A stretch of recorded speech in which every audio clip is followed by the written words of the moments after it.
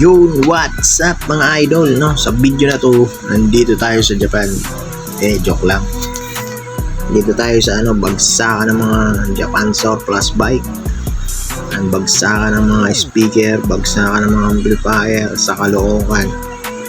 So yun mga idol, no?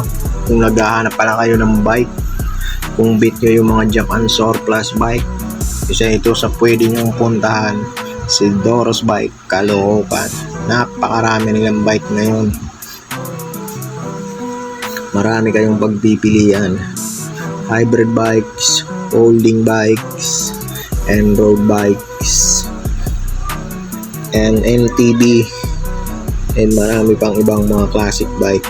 Manibelo, yan. Tapos mga Japanese bike. Ang presyohan pala nila sa hybrid bikes nila na bakal is 3,500 pataas. Ganun din sa MTB nila na bike. Tapos ang presyohan naman nila sa mga alloy nilang hybrid bikes is 5,000 pataas. Ang presyohan nila sa mga hybrid bikes, at tataas na lang yung kung maganda yung brand ng bike, kagaya ng mga pinapakita natin, mga magagandang brand yan mga boss. Ayan, yan, may Bianchi, ang ganda ng Bianchi na yan mga idol.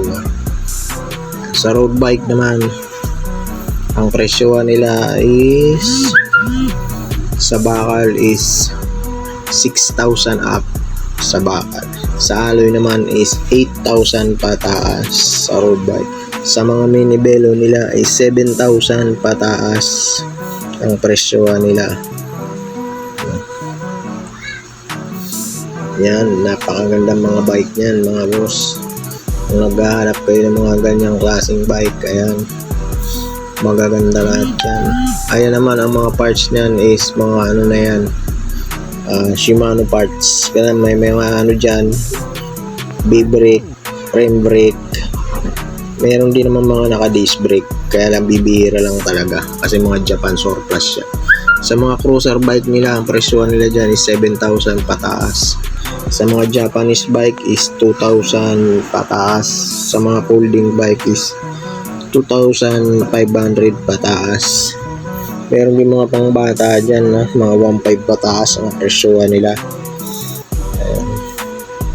Yung mga pinapakita ko is mga MTB and hybrid bikes. Ito road bike niyan, mga siyang road bikes niyan. Presyohan nila dyan is 10,000 up, mga ganyang klaseng road bike. Ang ganap ko ng ganyan yan, alloy na yan.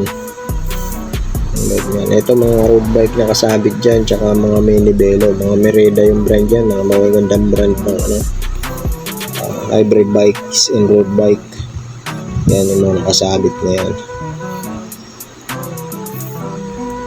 Ito alloy na rin to, si Masi. Yan, yan, hybrid bikes. Giant road bike, yan, alloy na yan. Ang presyo niyan 10,000 pataas. Voice over lang tayo mga idol, no? Ang area pala nila is sa Caloocan sa Mito Road. Pinaka landmark nila is yung STI College dyan sa may Samson Road. Pagdating nyo ng kay Mito, ayan, baba na, liko na kayo dyan sa may tapat ng STI. Kanan kayo pag galing kayo ng Monumento, kaliwa kayo pag galing kayo ng Malabon. Ayan, ito yung mga magagandang road bike nila na may mga pagka-classic. Meron din silang fat bike dyan. Ayan, may isang fat bike na yun. Tapos ito yung mga road bike na nakasabit din, no? Gaya ng sinabi ko, yung mga presyonin sa mga road bike pag bakal is 7,000 pataas. Tapos kung gusto nyo pala mag-wholesale, no? Ang mga probinsya kayo, pwede po dyan kay Doros Bike. Tawag lang po kayo sa kanilang contact information. 20 pieces sa wholesale kung gusto nyo mag-wholesale.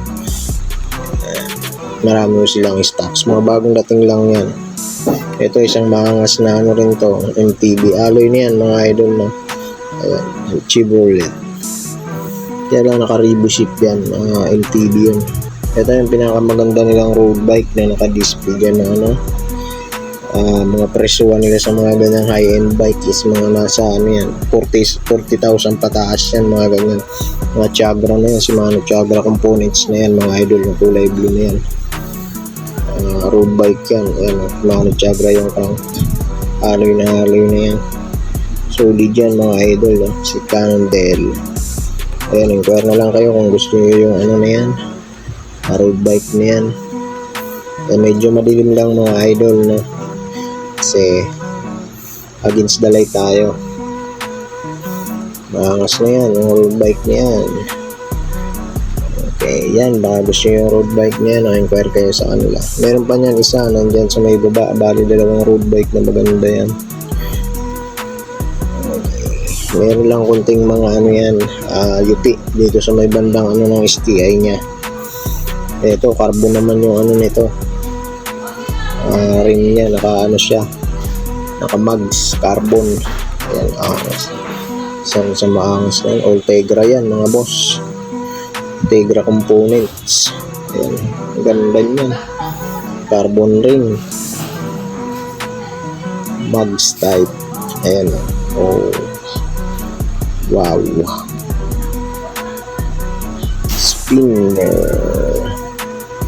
Spinnergy, ganun, Spinnergy yung kanyang brand ng ano, ring. Ngayon ako nakakita ng brand na rin na ganyan, no? Ayan, angas, no? Yan, Guinness, Trick. Yan, si Trick carbon fork yan mga boss, si Trick. Ayan, okay na. Carbon loading. Ayan, presyohan nila dyan is 40,000 pataas, mga ganyang high-end bikes nila. So yun mga idol, no, hanggang dito